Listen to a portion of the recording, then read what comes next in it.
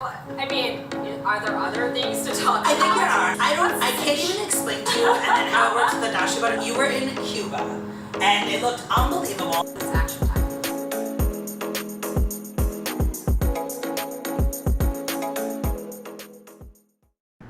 Welcome to Off the Cuff with Galavante. I'm your host, Christine Drinan, and next to me is my better half, my co-host, Regina and DeCicco. But you have to stop with this better half. Look at you. You're like totally rocking this shirt. Oh, I tried. I wanted to bring a little pop of color in. A little pop of color in today. I love this. Thank you. You're looking good. Oh, well, listen. You get a little tan, and then I feel like I go crazy. I'm like, look at me, look at me, look at me. Everyone, look at Regina. Yeah, look at me. I've gotten some sun. I want everybody to know about it. Well, in all seriousness, though, I am saying my better half because we've been doing this podcast now for about 6 months. Yes. And some people are really good at everything. And not only is Regina the funniest person I know. Too sweet. It's true. And I don't give compliments like this. But Regina also is a foodie expert. Yes. And I mean, you hate to say expert, but then sometimes you talk to other people and you're like, oh, I see where I've become a snob, maybe a little bit. But you want to think I'm not that person, and you think, oh, maybe a little bit. Well, I mean, you should be proud of what you do. So I need restaurants in New York City for this month because I'm hungry. You're hungry. I'm hungry. You're hungry. And there's no seamless for me. I want to go out. You want to go out. Yes. Have you ever been to Tomi on East 5th? No. Okay, so it's Tuome. Okay, so it's this. I had a feeling you haven't been there. It's like contemporary American cuisine, but it has like an Asian influence. It's really it's wild, and it's one of those places. They have these like snow crab noodles with dashi butter, and it is a dish you will have, Christine, and then you're going to dream about having it again. Oh my God! Say that again. Snow crab noodles. Yes, with dashi butter. Like, so it's noodle with snow crab in it, or what? Like, yeah, I can't even explain to you, and then how it works with the dashi butter. It's just like a dish that you're like, oh my gosh, like how did you put this together? And I need more of it in my life. That just sounds incredible. Okay, by the way, guys, I've not had lunch yet today. Oh no, you should have prefaced with that, and then maybe I would have picked a different topic. Which is why all I want to do is eat right now. Like, what else did you eat there? They do a lot of like, there's Wagyu beef, there's always like deviled eggs. They're always mixing it up, but it's just like everything is incredible. It's like flavors you think you know. Like you'll read a description and be like, oh, I know what this piggy thing is that you're talking about, this like sort of pork dish, and then you eat it. You're like, wait, what did you just do? Like, how did you just blow my mind? So it's like flavors you know, but you're going to get wowed by them. Is this a chef that came from another restaurant? I want to say yes. No, I think it is. It's Chef Thomas Chen. And it's like definitely like Michelin recognized. I can't remember if they have a star. And it's not like a super fancy place. I said to make a reservation, of course. But it's one of those places you just go and you're like, oh, I'm totally comfortable. I love what I'm eating. The wine program is amazing. The cocktails are great. And you're like, wait, it's always like, I feel like a go-to. I'm always like, who wants to go to East 5th? Anybody? Like, who wants to head back downtown? Well, this must be a good restaurant because, Regina, we live on the Upper West Side. We live in the geriatric ward. Yeah, we do. Where it is the place where restaurant dreams come to die in general. I hate to be that person, but I've lived here as you have. No, we've had this conversation. Decades. We keep hoping the other one knows a hidden gem right next door that we haven't heard about, and that's not really the case. I mean, so we will obviously go anywhere for food as long as it's not our own neighborhood. Right. Though I'm being really mean. There are some. No, we do eat in this neighborhood. We shouldn't say that. But there are times when you're like, I want a treat, and I will travel for it. And I would say this is like, Tomi is one of those places. I highly suggest you go, or we should go together. Oh, yes. Like, you just had me at, like, crab noodles. No, I say that on purpose. Butter. Like, everything is unbelievable, and I feel like even as their menu rotates, the snow crab noodles, it's always on the menu. Like, they've never changed that. Oh, my word. I'm so hungry right Yes. No, you've got to go. We're going to end this episode earlier. Yeah, sorry, guys. We're taking off. Who cares where else you're going? But, no, where else are you going? Okay, so this is kind of, I know we don't usually talk about cocktail bars, but my husband and I went the other day. I went to Attaboy. And if Attaboy, it's on Eldridge. Do you know? And here's the thing that I feel like it's important to talk about because there's no menu, but there's also, you cannot make reservations.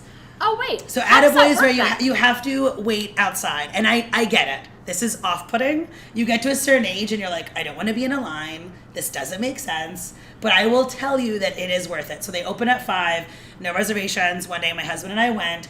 We waited online, and you go inside, and then we were seated, and the bartender, John, was amazing. And they ask, like, what you're in the mood for.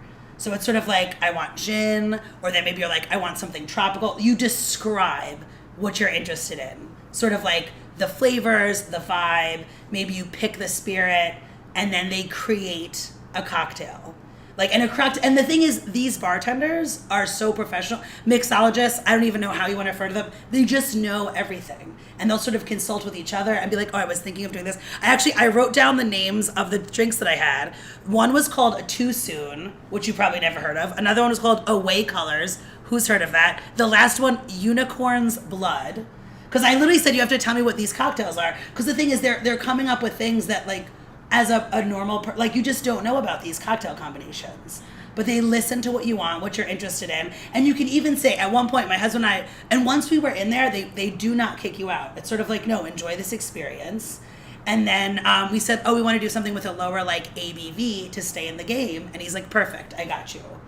So okay. It's an amazing experience. So, do they have food too? Like, there's no food. You just get completely sauced. You get completely sauced on drinks. But the great part was, like I said, we took a break with another cocktail, but it was a lower alcohol by volume cocktail.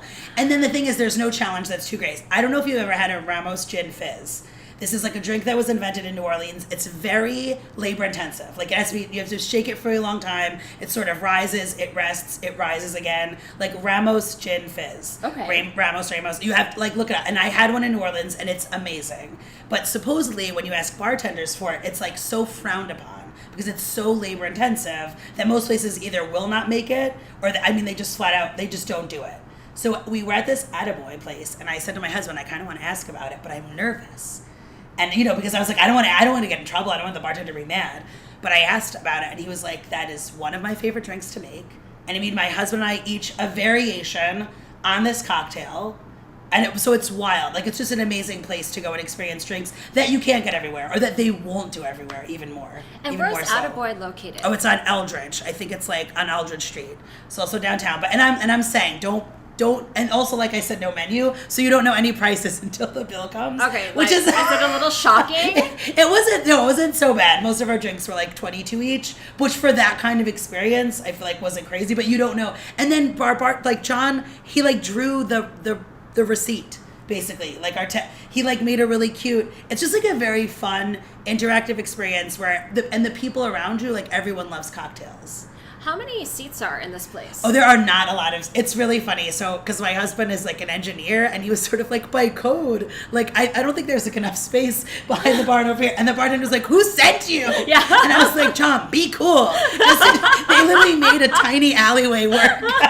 Like, John was trying to figure out. We're like, don't do that. Because it's almost like they're ballerinas, like getting past each other. I mean, there's not a lot of room, but it's very tiny. For me, this Attaboy place and Tuomi, right? Yeah. Those two places sound like the whole reason why New York City is cool. Yes. I would agree with what you're saying. It's a place that, like, I don't know where you'd find it anywhere else. And these are just places that people have known about. I mean, an Attaboy from the outside, completely unassuming. Like, you probably wouldn't even realize that it was there. But then you see the line starts to form. Like, it opens at 5, and we went, like, maybe 4:30. And then there was already, like, one guy just sort of, like, reading a book, like, in line. And I thought, oh, that's not a bad way to, like, wait in line, Oh, that's and then a good idea. Yeah. And then friends met him after, so it was smart. They sent the one person in advance. And then we did it. But it was, to your point, it was a very New York night. It felt like, those are two very New York experiences. You and John go to the best places. But those are both making my list. Yes. Oh, I love that. Well, that means now I need to know what's on your list. Christine, where have you been going? Speaking of places that are just effortlessly cool, and the reason why New York is what it is, I have to say that we have some of the best French restaurants here in New York. And both of my places that I really have liked recently are in the West Village. Oh. So the first place is a place called Libertine. And you try to get a reservation, it's near impossible, but there you go. the reservation gods must have been shining down upon me.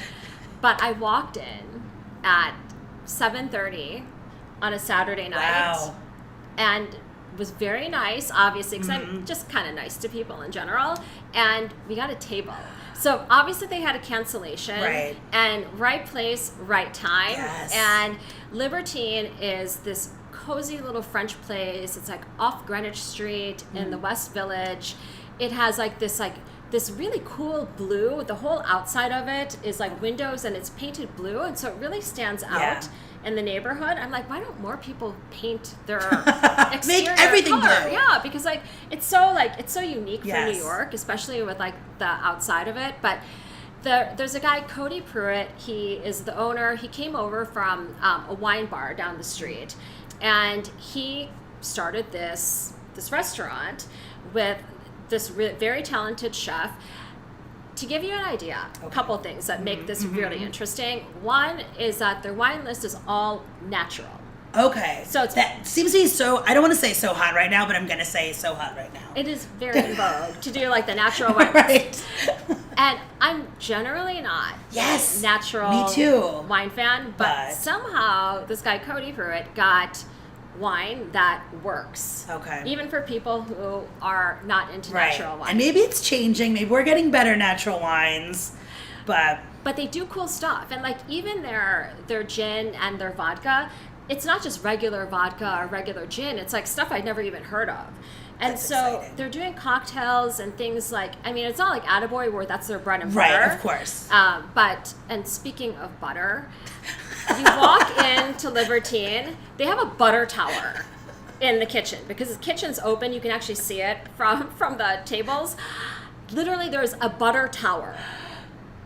It's totally outrageous. This was the best butter segue I've ever heard. That wasn't planned, by the way. Butter. That just Speaking happened. of butter, I've literally, you had me, I'm almost speechless for the rest of the episode because that was brilliant. I mean, I don't want to spoil Libertine, but go try to get a reservation or just pray someone lets you in. But like I had this incredible lobster farci. It was a dish that I really had never had before. It's a chilled dish. It's like lobster like wrapped up in this like outer shell and it's just beautifully prepared. It's like so French it hurts. So and then I had the scallops and seaweed butter. The menu changes. It's obviously going to be different every time you go, which is also great. Yes, I feel like very French. Right. Yeah. We're going to give you what we should be giving you right now. Yeah, exactly. So, and then the other place I had that I really liked, it's called Justine's on Hudson, and it's a wine bar. Okay. Right. But unlike Attaboy, it serves food, which is nice. That is actually very good. Oh, that's very nice. I will say that some people are saying the food is just as good or better than the wine, even though it's a wine bar. I'll tell you two things. One, it's the former chef of Moss, which is that beautiful like little farmhouse restaurant that was in the village like eons ago. And so the food is very good. But I will say that I think the wine really outshines the food. And the reason why I still think the food is good enough, because sometimes you just want to go out, you want to have exactly what you want to have. You want to have a good piece of fish, you want to have a, easy this. The food there, I know they're saying is really inventive. I'm still kind of scratching my head because I just don't get where all these reviews are coming from other places. To me, the food is a place, I would go there just for a normal meal on any given night, but their superpower, in my humble opinion, is wine. And there are a couple of things that really differentiate this place from other restaurants. It is a hustle to run a restaurant in New York. Yes. It is expensive. You make no money. It's just crazy. And it's just hard. I mean, but this family, the guy's a very well-known wine guy in the city, and they're clearly doing this for the love of the game. That's amazing. Like this restaurant, I doubt pays their Upper East Side mortgage. They are people who are just so into hospitality, like you and your family, because your family's a restaurant family too. You just want people to have a good time. Right. Like you guys are so passionate about food and just your craft. I mean, you do have to make profit, but yes, it has to come from the passion. It has to start with the passion. And I'm listening to what you're saying. I'm like, we need to go to this wine bar then. Yeah, it's for the love of the game that these guys are doing this. And everyone there, like, it's not like someone who went to Swiss hotel school who's like robotically giving you all of the right things that they want to say. It's like real people who are trying their hardest to be hospitable and to welcome you and to have you have a good time. And the owner, Neil, comes to every table. He named Justine's after his daughter, who is an LA filmmaker, and he wants her to come back home. Justine, go back home. Your dad misses you. He named this restaurant after you. He's telling every table. Yeah, he's telling every table about you. Like, you sound very cool. But they do Burgundy white wine by the glass. And so a place that will do Burgundies by the glass is a place that's not in it to just and they don't guard you on the prices either. Like, everything there is so very well selected on the wine list. If you have people who are big wine aficionados, they will not at all be offended if you take them to Justine's. That's amazing. Yeah. Oh, I love that. Yeah. Look at this. Now we've got 4 places on this list. I've got 2 new ones. You've got 2 new ones. I mean, I'm going to go to yours. Right. Like, we're yours going to Attaboy. I mean, listen. We've got everything now. Yeah. We got it all going on. All right, well, listen, I hope you've all added to your list because it's very important you do. Christine and I, we're putting in all the work. I hope you appreciate how hard Christine and I, by eating and drinking our way through this city. I will eat and drink my way through the city with you any day. You pick the restaurant, I'm in. Oh, I love it. I love it. Oh, well, good. This is why we meet. This is why we do. This is why you come to Off the Cuff, because we need you to know everything. Yeah. I love it. Well, thanks, guys, for joining us on this episode of Off the Cuff with Galavante. We will see you in the next destination or the next restaurant. Yes. Around the world.